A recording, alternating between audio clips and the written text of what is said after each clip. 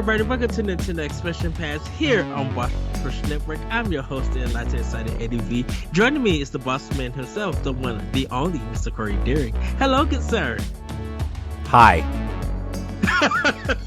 You're coming with fierce energy. Thought I would switch it up this time. Oh, goodness. Well, everybody, this one, it's kind of going to be an interesting discussion.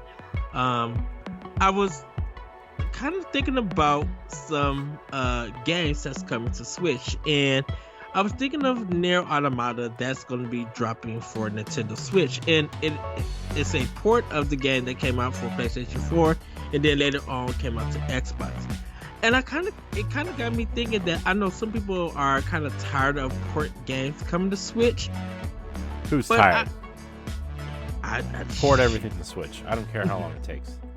Bring it. But I think porting has helped the Nintendo Switch, and I after thinking about that, I kind of just like, man, if you really look at it, Nintendo Switch may be the best platform that have a good balance of a library that just comes from everywhere. You know, we got strong first party, some great indie games. We got PC games that surprise everybody that hit Switch. Of course, we got third party, but you know, we also got these ports of older games hitting Nintendo Switch. And I kind of wanted to ask you, Corey, like, what do you think about it? Does Nintendo Switch have a good balance of games for a library to make the system what it is? I mean, yeah. I mean, if you look at I think Nintendo has some of the best output they've ever had in terms of a console, right? Like, I always half jokingly but half seriously say that the Wii U is my favorite Nintendo console. But like, now we're in year 6 of the Switch, right? Like, we're in it, and there's just so many games. Like, I was making a list of physical games that I would like to get back, and you look at first party alone, and there's like, in terms of first party, there's like 30-ish games from first party, maybe 35 or 40 even, you know, and I'm just like, oh my gosh, there are so many games for this console and first party alone. And then you look at all the great indie games, right? Obviously, a lot of them come to Switch first, or people play them here, right? Like, I can't tell you how many indie games I've tried on Game Pass and was like, you know what? I'm going to buy that on Switch, you know? And, I mean, just to name a few this year, like Nobody Saves the World, Death's Door, you know, it's games like that. And I'm just like, oh man, these are great games. These are great portable games. And like, you know, I'm kind of excited for Tunic, even though like what I played on Game Pass was like just okay for me. So yeah, I mean, you look at that, and then you look at the third party support we've gotten across the board, right? I mean, not a lot of like newer games, but like great support from Ubisoft, from 2K, from Bethesda. We talked a lot about Bethesda on the last episode, from CD Projekt Red even, right? Like with The Witcher, and you know, rumors floating around that The Witcher 2 could possibly make its way over. You know, you see even Activision, right? No, we didn't get Call of Duty, but we got Tony Hawk, we got Crash, we got Spyro, we got Overwatch, we got Diablo 2 and 3, right? And we're getting Overwatch 2 and Diablo 4, which is awesome. Like, the assignment for Diablo 3, you know, was big.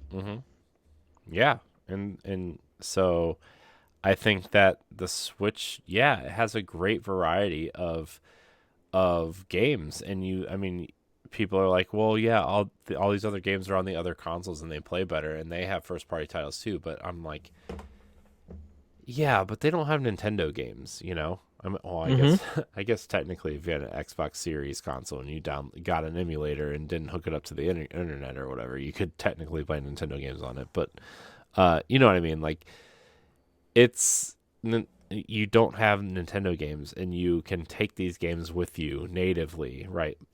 most of them. Uh, and you can play it in handheld mode or on the TV. And what you don't get in fidelity and frame rate for some of these third-party games, you definitely get the convenience of portability. And, if you don't like the Joy-Cons, you can get those Power A kind of, not Power A, but the Hori kind of wide grip ones. Yeah. Right? Like the, which I'm actually thinking about getting for vacation. You get a lot of interesting titles like Astral Chain and Bayonetta, and we got Marvel Ultimate Alliance 3, which was, a huge thing, right? Because, at the time, Avengers had already been announced, but not out yet, and people were anticipating that game. Yeah. And then you get remember when we were watching it, I thought, like, when they were showing that initial character art and trailer, I thought it was that stupid phone fighting game. Remember that? Everybody did. Yeah. And it ended up being a pretty big hit for them, and it's not an amazing game, but it's a cool little nod to the past. And the Marvel Ultimate Alliance and X-Men Legends are some great games, and Yes. the fact that the Switch got the sequel is awesome. So yeah, I think the Switch is an awesome place to play a bunch of different types of games: family games, motion games, exercise games, first party games, indie games, third party games, racing games. They're everywhere. Ring Fit Adventure, even after the pandemic, is still selling. Like that's literally It's a top crazy 25 games for the console. 15 Yeah. million units. and I think what people don't understand is that, yes, Fire Emblem Three Hopes, when they showed off Link's Awakening, like Brian Altano from Nintendo Voice Track at IGN, he lost his mind. And look how big that was. Like, I knew about Dragon Quest 11 because that came on 3DS in Japan. I didn't expect that game to be on Switch, but here it is. And you throw it in one of the most packed months, which was September. But then you literally see Banjo-Kazooie being a smash, people losing their mind. Going back to the Game Awards, that same time that they were showing Ultimate Alliance 3, they showed Joker for Smash. And the first thing people was like, okay, when Persona 5 hitting the Switch? And 2 And we're years getting later, that here we this are. year. 2 years later, here we are. And people just like, yeah, I'll play it on Game Pass, but they're going to be buying the game on Switch. And I think that's what a lot of companies were realizing, that, yeah, we put our game on Switch, whatever we get on Game Pass or what in the past, the Switch players are going to buy this at $60 or whatever. They're gonna make it up. When it came to Fortnite and crossplay, that was huge. Yeah. When it came to Civilization 6, cross saves was happening and everything. Like, stuff that should have been happening on a other console.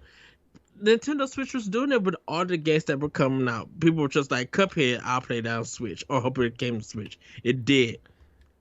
Even before the game got released, it was number 1 on the eShop. Mm-hmm.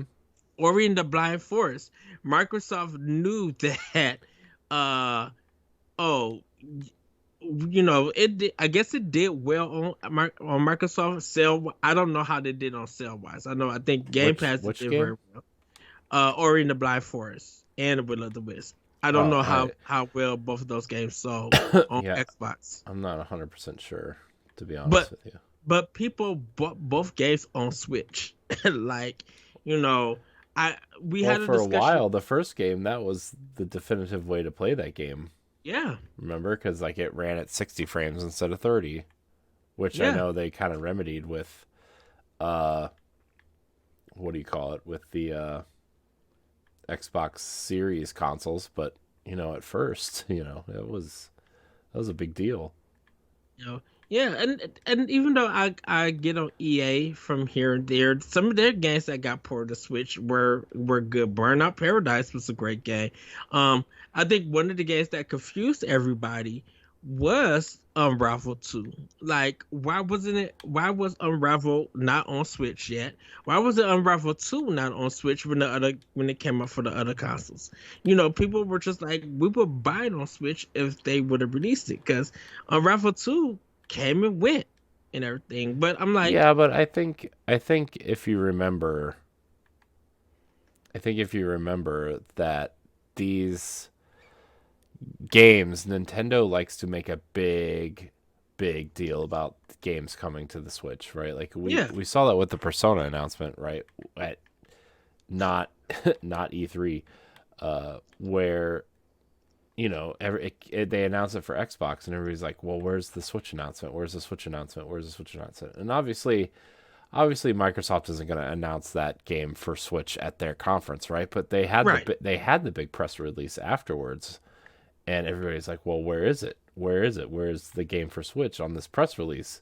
Because it didn't say. And then Nintendo had their partner direct, and then we saw it, and the rest is history. But it's it was a big deal. Nintendo likes to make a big deal for these games because it's a big thing for them to get third party games on the console. I feel. yes, Um, and I think that's why people were be like, okay, if it shows in a Nintendo Direct, it got to be something very impressive, because like even Neon White was a game no one really was paying attention. But when they first showed it, I'm like, oh yeah, I gotta get this game, and I did end up getting it and everything. And people end up getting it on PC to Switch, and it's become one of the. It's one of those low key indie games, but it's literally people just like, yeah, this may be one of the game of the years, and I think that's why maybe it maybe just be me that I feel like Nintendo Switch library has a lot of Game of the Year contenders across the board. Definitely with some of their indie games and their first party games. mhm. Um, but their their third party and their porting games is also strong enough not to hit Game of the Year, but to bring interest into that series that people are going to pick up and play and finish and take on the go. You Yeah. know, where even when we had our discussion, just like sometimes people don't care about the technical aspects. Yeah, as long as the frame rate works and the controls are good, you know, um, that's good enough. Now, can't say anything about Baldo, because the game looked good, and then it came out and was a disaster, questionable content. See, I didn't really think that game looked very good. Well, I It think looked like a 3DS game. I think it was because of the Studio Ghibli look to it. No, I mean For it. that's fair. I just it really looked like a poor excuse for a 3DS game to me. But that's just me. I'll stop being mean now. No, but it was just, but even like knowing that Microsoft and Nintendo was having a good relationship, and I think they still do have a good, healthy relationship. Yes, they brought Minecraft, Cuphead, uh, and Ori. You know, it was good to see that Minecraft Dungeon was releasing on Switch Hmm. and stuff. And regardless of what people took away from it, to know that Microsoft and Nintendo have a really good relationship Hmm. really made, in my opinion, really helped Microsoft more than they helped Nintendo, because it was just like, this is what, when two first party companies come together and bring, whatever deal that they had, when they work together, this is what is good to see, because we were seeing the Mario stuff at Microsoft's press conference. That's huge to Yeah. me. Yeah. You know, uh, to even know, even with Hellblade, coming to Switch, before, I think after Ninja Theory was bought by Microsoft and everything, that's big too, because I'm like, I've always wanted Ninja Theory to put something on Nintendo, or what would they do with Nintendo if they were able to do something? Yeah. to get Hellblade on Switch, like I think I think that's one of the games that people probably triple dipped on with that because they did get it for PlayStation. Of course, they people bought it for Xbox, and they probably got it on Switch because they were just like once again one that curiosity thing. How well does it run? And it runs pretty well on it. Yeah. Yeah. So, I mean, the fact that you can play so many of these games and they're just, I mean, it's just a fun place to play, like it's Mm, my console of choice, I mean, I jokingly say if Destiny was on the Switch, I would probably play it there, and that's not really a lie. Especially now with like cross save and cross play and stuff, but yeah, you know, and it's go ahead, sorry. oh no, I was just thinking about Steam in a sense, and not so much the Steam Deck or anything, but just like when I watched the Wholesome Games Direct, Hmm. and even the Annapurna Interactive Direct, when I watch these like small games, and a game is coming to Steam and coming to Switch, Hmm. uh, people get excited about that because they're just like, I love the fact that even their casual games that's on Switch, I would enjoy to play walking simulators and everything. I would love to play that on the Switch on the go and stuff. Um, you know, like I think it's just like Switch has such a big enough library that caters to so many people.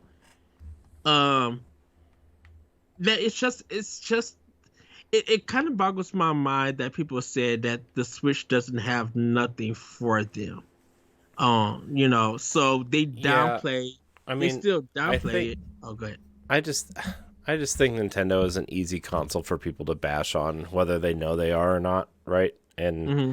because it's so popular, and yeah, I know people still say, "Oh, the Switch still has no games." I'm like, how can you look at this console and say it has no games? It's just like I hate that because people say that about Xbox also and PlayStation at certain points also, and it's like, well, no, it just the games that they're putting out aren't speaking to you.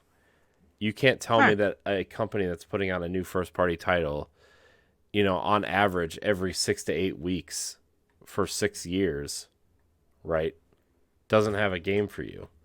And that's just first party games, right? You can't sit here and tell me that. I'm sorry, And I but think you're a liar.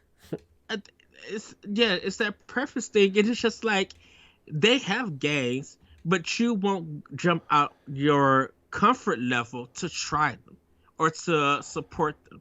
You know, you're. I think there are people who are just.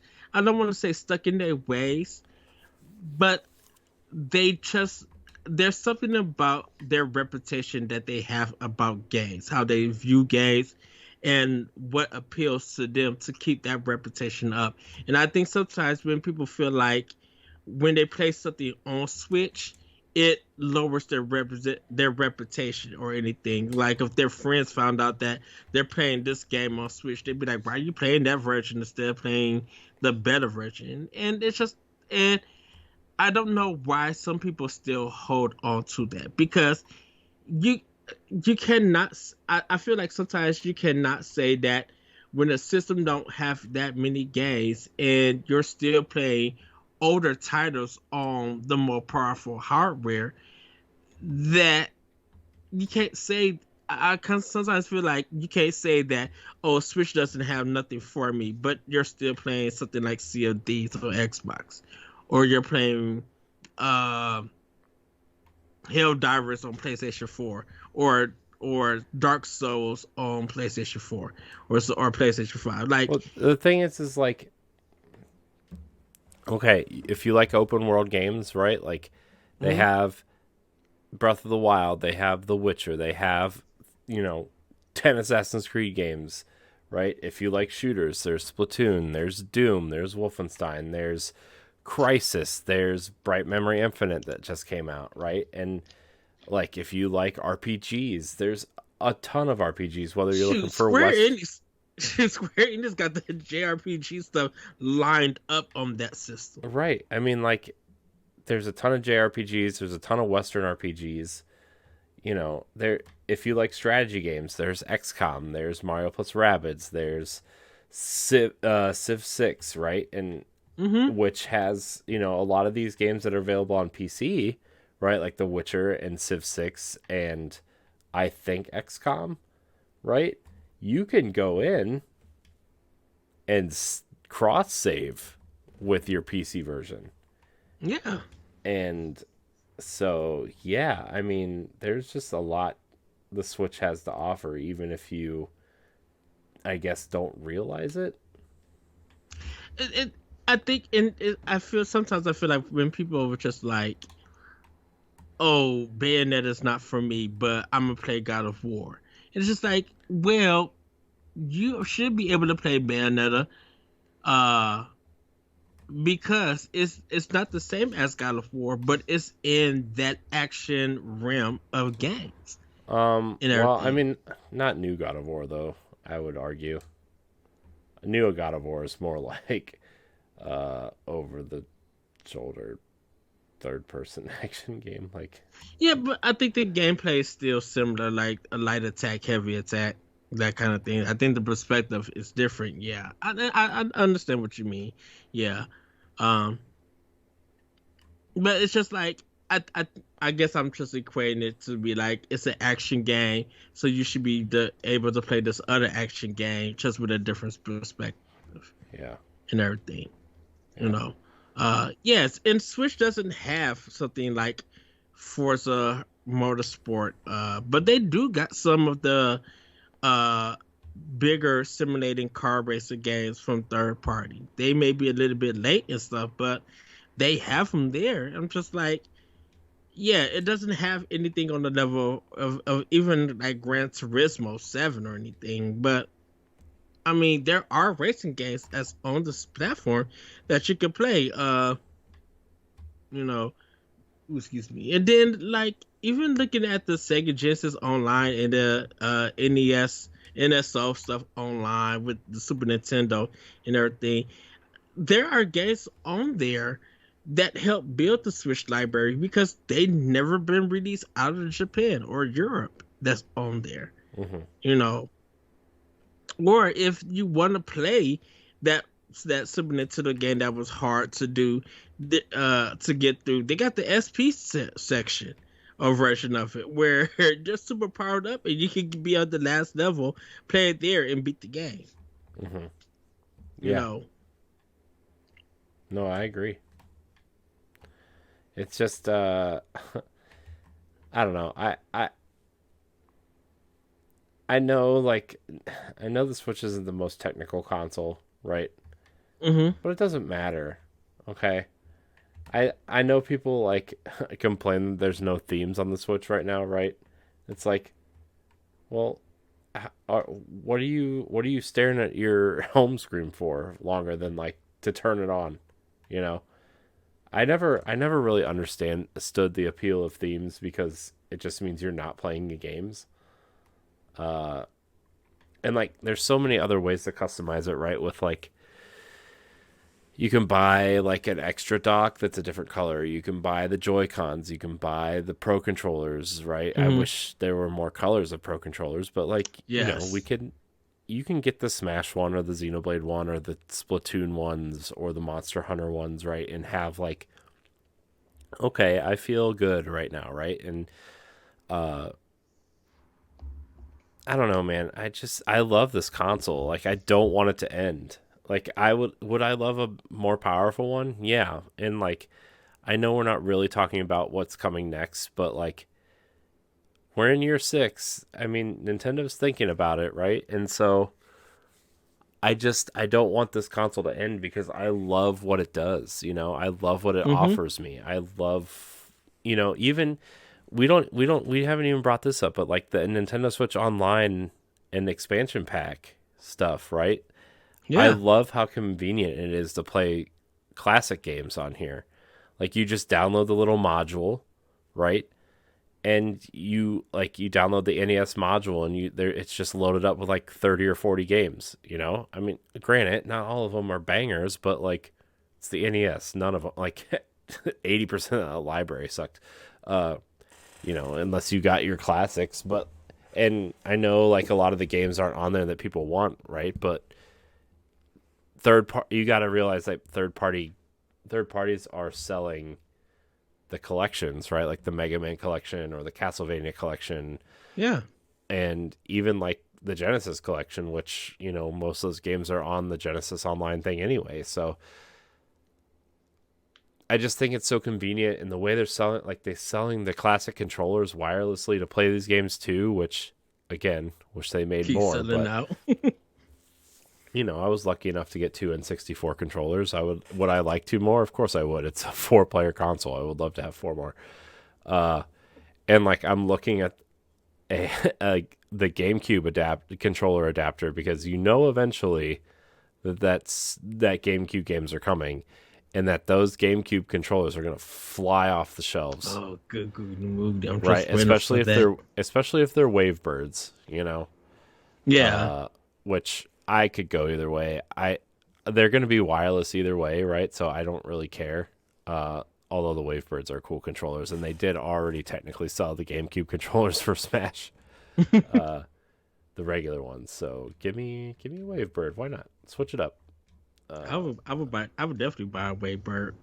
Yeah, I was able to get one. Wavebirds are cool though. They're so cool. Yeah. But I think in terms of what the Switch offers, how many different ways you can do things, right? Like I think that they are doing it the right way. Granted, there's a lot wrong with Nintendo's things, right? Like we talked about the store, it kind of sucks. We talked about their playing online, still not up to par with PlayStation and Xbox, right? But like everything else, I think is like actually relatively great. I love the simple interface, the cross media bar. If you're comparing it to PlayStation, like I love the interface. I love the way the games look in your library. I love the games that they put out, most of them. I love the fact that we have folders, but even though I sometimes forget them. Yeah, I mean the folders I don't really care about the folders, to be honest. But compared to how folders was on the Wii U. Oh no, yeah, and the 3DS, to be honest too. Oh yeah, that is true. I mean, I don't really care about folders all that much. I like that as long as the games are alphabetized, that's good enough for me. Yeah, but yeah, man. Well, I mean, the Switch is it's just an amazing console, and I hope that this console goes like 10 more years. Yeah, I think that's why I feel like this console has the best library, because yes, it has the new stuff, but it kind of, I mean, just like we talked about Dead Cells, but like even Hades, when Hades came out, like the full version, it, to me personally, and it may just be me, I'm not trying to be ignorant or have ignorance or anything, but no one was really talking about that on PC when it came to Epic, even though it was like kind of an early access game. Well, I think nobody was talking about it on the Epic Store because nobody likes the Epic Store. That is true. I mean, Borderlands 3, remember that whole debacle when it was an Epic exclusive for a year and people were like review bombing it because they hated the Epic Store, which I don't really understand the whole. And then the game came out and it came and went too. Because like I said, that game had tons of sold 20 million units though. That's. I'm shocked by that because why? Borderlands 2 was like one of the best selling games of all time. Well, which I understand, but I thought Borderlands 3 would be such a like. I thought people would keep talking about it and everything, and it was just like I think when when I was seeing all those millions of copies at Best Buy, every Best Buy that I went to had tons of Borderlands 3 for Xbox and for PS4, and it's still like now when I go to those stores, they still got those same copies from ever since it was released. So that's why I was kind of I wonder if they did a lot of sales digitally or stuff, or if 2K like really flooded these stores with that game because it like man, that's a lot of copies that they shipped out and didn't nobody touch them. You know, like and that's kind of like I think that's why when it comes to Switch, even with Black Friday, you got to get your games. You got to get your make sure you got your list ready and get ready to start getting your orders and stuff ready because when it comes to Black Friday for Switch, games are gone. When it comes to PlayStation and Xbox, even though they're the cheaper version and the better version, they stay on shelves for a long time, and that may just be the area that I'm at.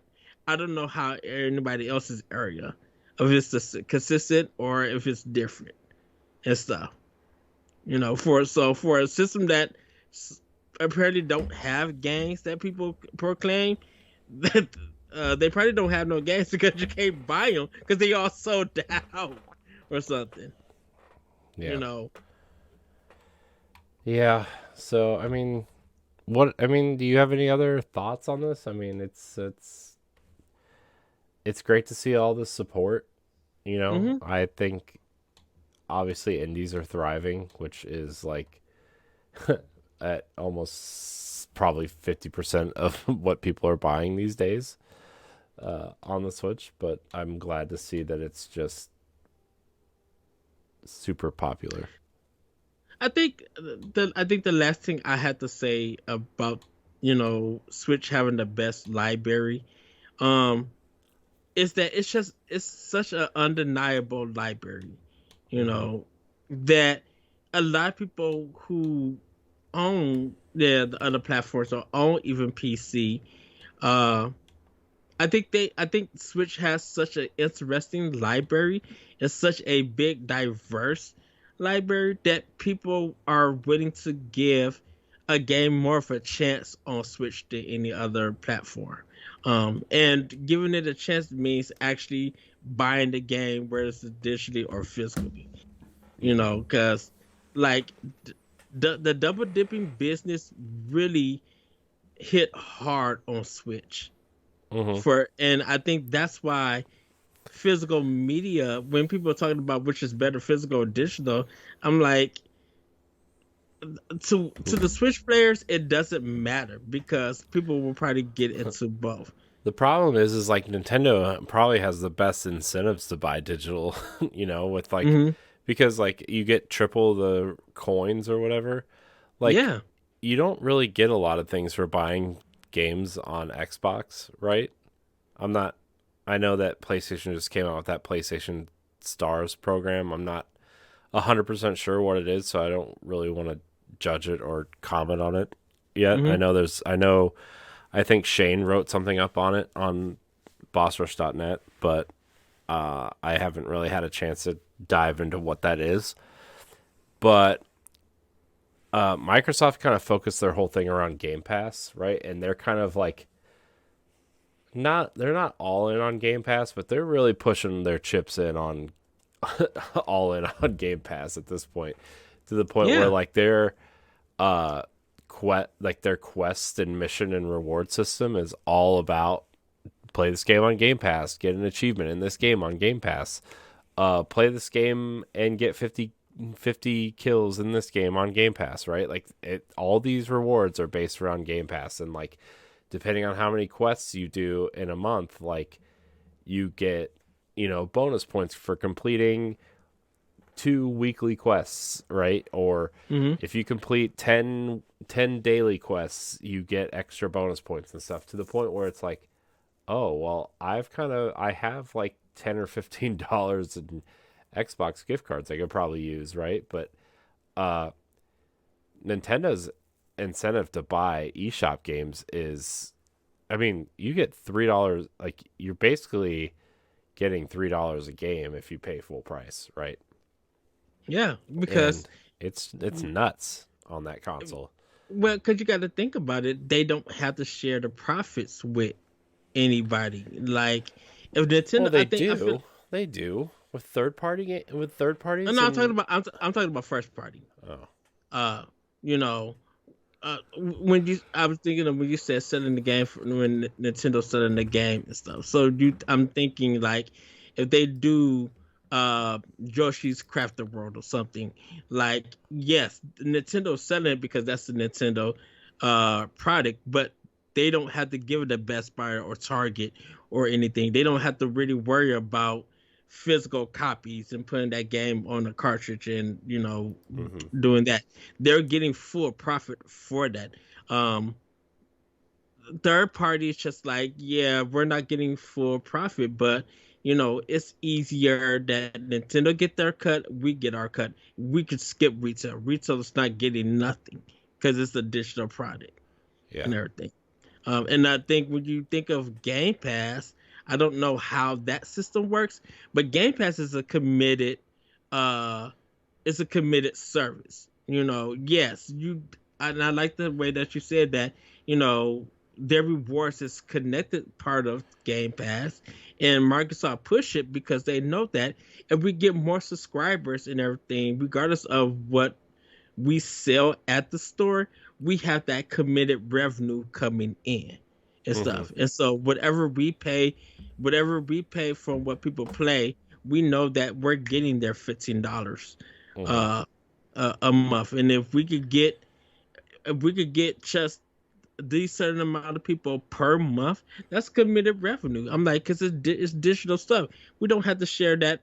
Only thing that we have to share that revenue with is with that other company of people play their games. But if they're playing Halo or anything, we're getting that full revenue. So we don't Mhm. have to share anything with that, and that would make up the budgets that we have for this company and Mhm. everything. Yeah. You know. Yeah. So, I mean, it like I said, the Switch is just a great console. I'm excited to play it. I mean, look at this year alone. Like the second half of this year is stacked full of games to play, and Yeah. it's to the point where like I haven't even been paying attention to what's happening on PlayStation or Xbox because I don't care because of all the great things I can come play on Switch, right? Like I think the only thing on Xbox I'm really looking forward to at the end of the year is like Gotham Knights, I think, and Hogwarts Legacy. I think I'm excited for on Xbox, but I'm gonna play it on Switch first because a I want to make sure like if it's good on Switch to like kind of give it some praise, but if it's Hmm. bad, I want to let people know too. But also, I kind of feel like that's going to be a Game Pass game in the spring for some reason. Uh, I wouldn't be surprised. I mean, I want that game to succeed. I know people have their issues with, you know, J.K. Rowling or whatever, but like Harry Potter is such an important franchise to so many people. I just Hmm. want this game to succeed because it looks really cool. I feel like it's just an awesome looking game, you know. So Yeah, I think that's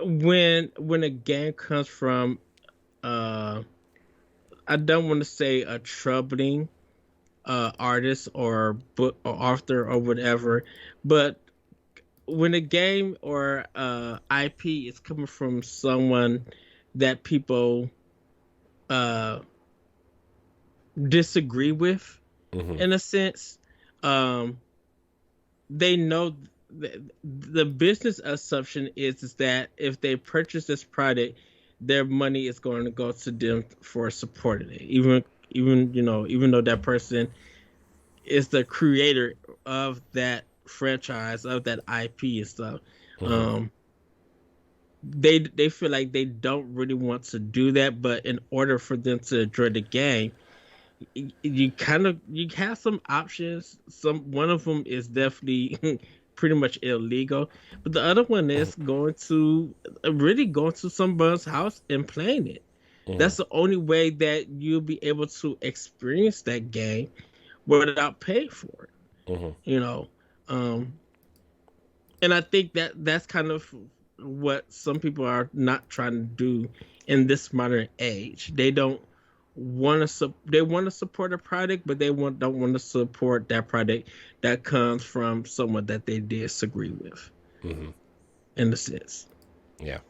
No, because as because that look, everybody was saying that they weren't going to play a game from Activision, and look how they still are making bank. I know. I mean, people talk out of two sides of their mouths, right? And I mean, we know people that we talk to regularly that are like that, right? Where they're like, "Oh, we're all the bad things happening at Activision Blizzard. Oh, I'm boycotting them. Oh, Overwatch 2 seems interesting. Oh, Diablo 2 Resurrected looks awesome. I'm getting that day one." It's like, come on, guys. Like, and that's that's a whole conversation for a different day. But Mm. I'm just the video game industry kind of like people like just it just kind of bothers me. We'll say to keep it PG. It's it's a thing, but I before we end the show, because we got some Patreon producers to shout out. I think Nintendo, and the games that's on its platform and the games that still are planned for this platform, I think personally for me is so balanced, is so good that there's a lot out there. There's a lot to discover. There's some that people could go out and support. Stuff that people could go in and like learn a new skill. You know, you don't. I love the fact that Switch offers so many experiences that it doesn't have to be the same thing. You can literally go out and spend some money playing something different, and whether you like it or not or anything, and you'll probably be mad that you gave this company your money and stuff. You cannot deny that it doesn't offer anything to change your way of thinking about games, your way of playing games, uh your way of, because like look at Untitled Goose Game. Right. Like that should be a game that nobody really didn't really care about, but it came on. It had a great trailer, and then look at all the stuff that came out after it before the game even released. Yeah. Yeah. And the fact that I mean, going back to like some third party stuff, the fact that I can play Spyro, the fact that I can play Tony Hawk on my Switch, the Mm-hmm. remakes is awesome. I mean, I love Tony Hawk. I love those first two games specifically. Uh played the first one on N64 and the second one on Dreamcast, and it's Nice. like the fact that I can just kind of go in and play those games, and obviously they look better and than those original versions, and but like all the music is there, all the levels are there, all the skaters are there, right? Like it's just I don't know, man. I kind of like, especially the last I would say like the last 6 months or so. I've been thinking a lot about things in the past and just having a lot of nostalgia feelings about Mm-hmm. not just games but just like life in general. Yeah. And going back to some of these games like N64 games or Tony Hawk or some of these remakes or collections, right? And it just takes me back to a time that I remember fondly, and honestly the last piece of that puzzle on the Switch that would make this the console, like the console to end all consoles, would probably be GameCube games, or Yeah. not even that, or just like the they're talking about that Metroid Prime remaster or remake this year, or the Zelda ports from Wii U. Like those are really the only games that I like would that I care about at this point, right? Making it over from a first party perspective, right? Like I would love to see Yes. I would love to see an HD version of Skies of Arcadia Legends, Uh, or oh Tales of goodness. Symphonia we talk about a lot, or Yes. even the two Baton Kaitos games. Uh, Oh yeah. like if I could just get a couple GameCube games and Like, I'm kind of shocked that there's not a Dreamcast collection yet of some sort. Like, I don't know why that just doesn't exist anywhere. Yeah, Uh, and that's I've actually literally gone back and purchased a lot of those games on Xbox because they're backwards compatible. But it's weird. There's like this really weird workaround for Sonic Adventure and Sonic Adventure 2 and like anything that was on Dreamcast that was on the 360 through Mhm. the arcade. Like you have to go through Xbox's website to buy them. Oh wow. And like Jet Set Radio Future is backwards compatible, totally playable on Xbox Series X, right? But you can't buy it in the store because it was licensed for Xbox 360. So you have to go to the Xbox Marketplace and search Are you, you you serious? can't even go through like the Xbox Marketplace. You have to Google search it. You have to type in Jet Set Radio Future Xbox Marketplace and it'll take you to the product page and you can buy it there, right? But like I did not know yeah, that. it was that. What was the other one? There was a couple games that were like that. Uh Cause I have bought something from the marketplace online for Xbox games. yeah, I no, never knew that. a lot. I mean, a lot of them you can, but some of the games that are backwards compatible that they're no longer allowed to sell through the console store, you can still Hmm. buy through their website. I wish I could remember a couple more of those games because uh, there were a lot. Cause I do want Jet Set Radio. I want Sonic One, Sonic Adventure, and I want Sonic Two. Cause I never. All the Dreamcast games on arcade are $10 Oh, digitally. nice. So I mean, you can kind of go in and just buy them, and then you can actually buy the battle version, you can buy the DX version of Sonic Adventure and the battle version of Sonic Adventure 2 Mm. as add-on packs for the Xbox versions, which is kind of nice. But I want I want those versions on Switch. The so let's just to wrap the show, Ed. Yes. Uh, what what would you like to see? Like just like one or two things come to the Switch, whether they're like old games or third party support or whatever. What are two things that would really kind of push this console finally over the edge as like one of the greatest consoles of all time? Oh man. Well, we already said GameCube. Um, I would love to actually have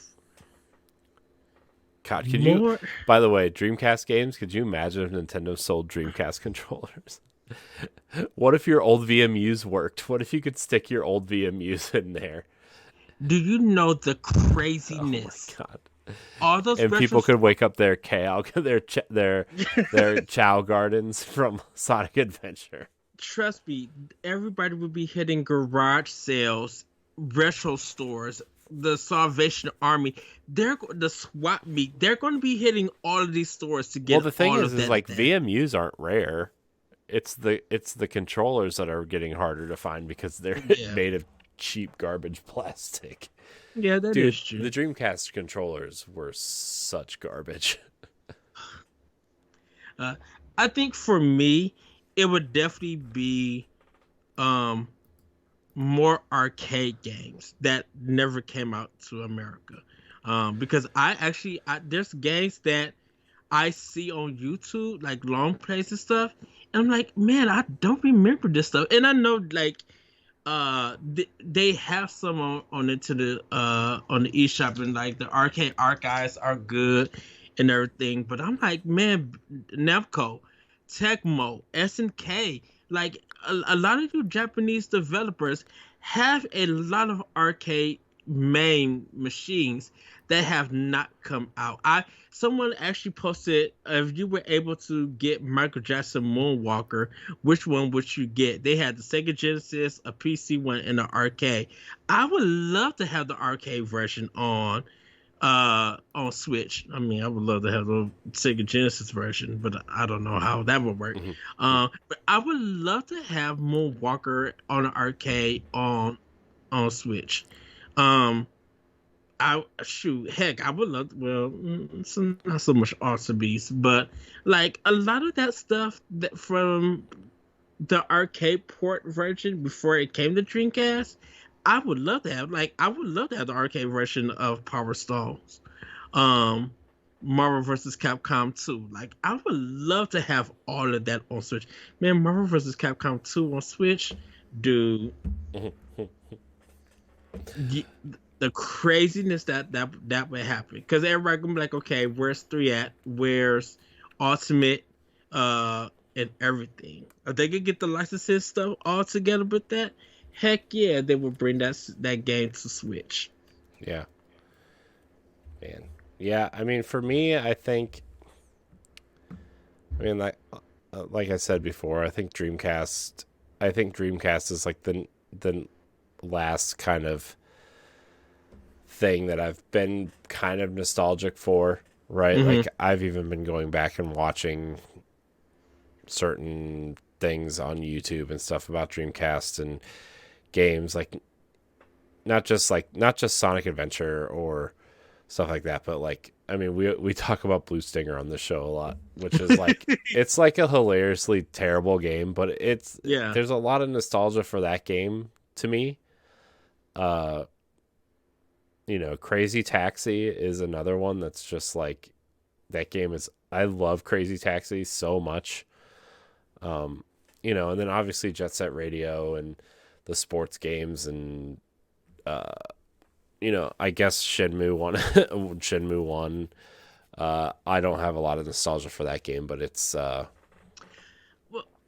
can I ask you a question? Do you think WiiWare when it comes to eShop, those WiiWare titles will come to eShop, or would you like WiiWare to be something of like NOS Online and stuff? I mean at this point like I don't really care either way. I think that the WiiWare I think the games that were on WiiWare should just come to the eShop at some eShop. point, Because you I'm know. just like I'm like Konami. Like I will rebuy Contra Rebirth if they did that. Because I would love to play that on Switch. I would love to play it on the bigger screen and take that game on the go because I wasn't able to do that on the Wii. I mean, yeah, playing on the big screen I had, but like taking Contra Rebirth on the go, I would love to have that because I don't know if I'm going to get a Contra 2 collection where it's Rebirth and then all the PlayStation Contras and stuff. Like, I don't know if I'm going to get all of that. Yeah. You know, so yeah, I was just yeah. Yeah. Sorry, I didn't mean to interrupt or anything. Nope. Um, It's fine. I just yeah, I don't know. There's a lot of like older games too, that I never really got to play that are just unplayable. yeah. I can't really think of any offhand right now, but that's kind of like a trend that's I mean, And, we were shocked that the Ninja Turtles collection was coming out because all those games dude, are owned by so many parts of those games are owned by so many different companies that it's just like I cannot believe that. And I know a lot of people are complaining that that game costs like what $40 I think for the collection, but it's like, do you realize how many companies they have to pay for like fees, right? Konami published a lot of that stuff, but also Nickelodeon owns the Ninja Turtles now. I mean, what IRM owns a lot of the classic stuff.